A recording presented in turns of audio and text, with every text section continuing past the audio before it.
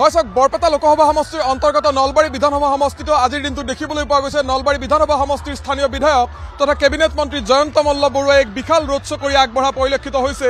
আমি সেই দৃশ্য দেখুৱাম ND24 দৰ্শকসকলক, কিন্তু তাৰ পূৰ্বে এটা বিশেষ দৃশ্য মই দেখুৱাই লৈছোঁ।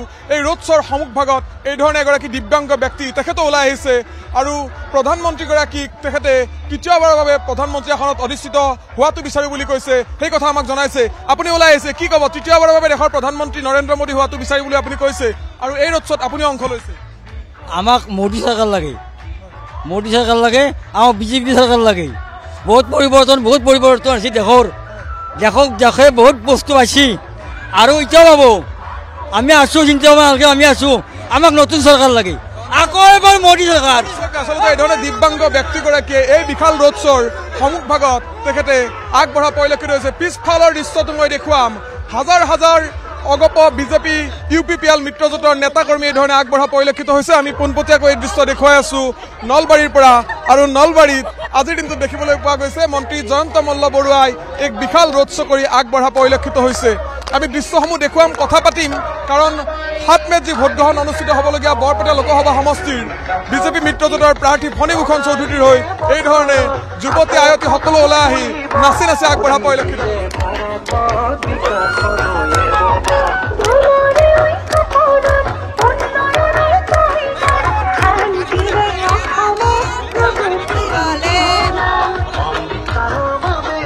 আমি দৃশ্য দেখুৱাম ক্ৰমান্বয়ে, যিহেতু এই যি বিশাল শোভাযাত্ৰা, সেই শোভাযাত্ৰাত হাজাৰ হাজাৰ বিজেপি মিত্ৰজোঁটৰ নেতাকৰ্মীয়ে অংশ লোৱা পৰিলক্ষিত হৈছে আৰু সুন্দৰকৈ তেওঁলোকে নলবাৰী চহৰৰ প্ৰতিটো পথতে আজিৰ দিনটোত এই শোভাযাত্ৰা তেওঁলোকে ঘূৰিছে। অকণমান দৃশ্য আমাৰ ND24 দৰ্শকসকলক দেখুৱাই লোৱাৰ চেষ্টা কৰিছোঁ।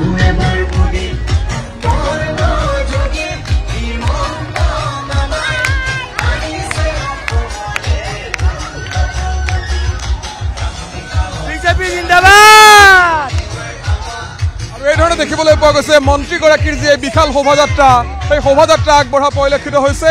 আমি কথা পাতিম অকণমান সম্ভৱ হ'লে মন্ত্ৰীগৰাকীৰ লগত, কাৰণ হাজাৰ হাজাৰ দলীয় নেতাকৰ্মীৰ সৈতে নলবাৰী বিধানসভা সমষ্টিৰ স্থানীয় বিধায়ক তথা কেবিনেট মন্ত্ৰীগৰাকী যিহেতু আগবঢ়া পৰিলক্ষিত হৈছে।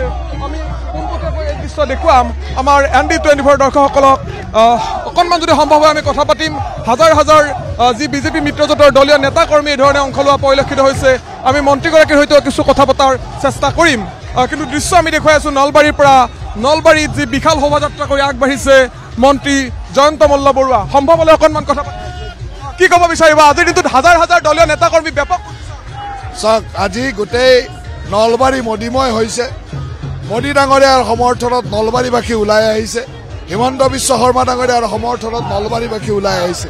গতিকে আমি বিশ্বাস কৰোঁ যে নলবাৰীবাসীয়ে এইবাৰ হিয়া উজাৰি ফণীভূষণ চৌধুৰীক ভোট দিব আৰু যিয়ে এক অভাৱনীয় অকল্পনীয় ৰেকৰ্ড কৰিব। মই নলবাৰীবাসীক ধন্যবাদ জনাইছোঁ এই ধৰণে হিয়া উজাৰি ওলাই অহাৰ কাৰণে, আৰু মই আশা ৰাখিছোঁ যে আমি সকলোৱে মিলি ফণীভূষণ চৌধুৰীক অতি কমেও 5 লাখ ভোটৰ ব্যৱধানত বিজয়ী কৰিব পাৰিম।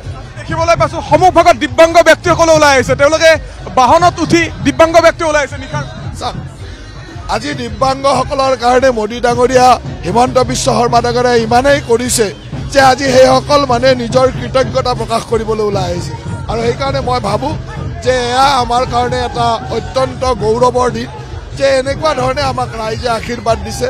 এই আশীৰ্বাদ হিৰত লৈ আমি কাম কৰিব লাগিব। আৰু যিহেতু মুখ্যমন্ত্ৰীগৰাকীয়ে প্ৰচাৰ চলাবলৈ আহিব নলবাৰীলৈ, পৰহিলৈ কেন্দ্ৰীয় মন্ত্ৰীগৰাকী আহিব সৰ্বানন্দ সোণোৱাল, গতিকে কি ধৰণৰ উৎসাহ? চাৰিওফালে এটা উৎসাহ আছে। মুখ্যমন্ত্ৰী ডাঙৰীয়া কালি চামতালৈ আহিব, পৰহি কৈঠালকুছিলৈ আমাৰ কেন্দ্ৰীয় মন্ত্ৰীও আহিব। গতিকে এই ধৰণৰ এটা পৰিৱেশ বা উৎসাহজনক পৰিৱেশ নলবাৰীত চলি আছে।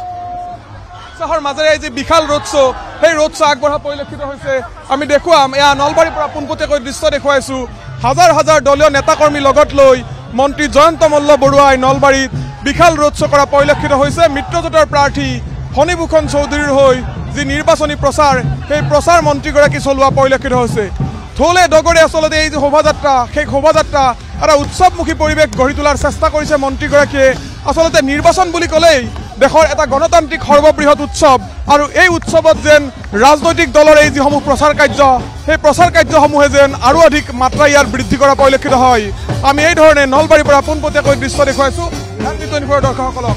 আৰু যেহেতু 7 মেত ভোট গ্ৰহণ অনুষ্ঠিত হ'ব আৰু 14 গৰাকীকৈ প্ৰাৰ্থীৰ ভাগ্য নিৰ্ণয় হ'ব 7 মেত কিন্তু কোনে মাৰিব শেষ খাহি সেয়া নিৰ্ণয় হ'ব 4 জুনত কিন্তু তাৰ পূৰ্বে দেখিবলৈ পোৱা গৈছে তৃতীয় পৰ্যায়ৰ ভোট গ্ৰহণ অনুষ্ঠিত হ'বলগীয়া নলবাৰী বিধানসভা সমষ্টিটো এইধৰণে হাজাৰ হাজাৰ দলীয় নেতা কৰ্মীৰ লগত লৈ মন্ত্ৰী জয়ন্ত মল্ল বৰুৱাই বিশাল ৰোড শ্ব' কৰা পৰিলক্ষিত হৈছে নলবাৰীৰ পৰা কেমেৰাত পৰাগৰ সৈতে মই ভাস্কৰ জ্যোতি ডেকা ND24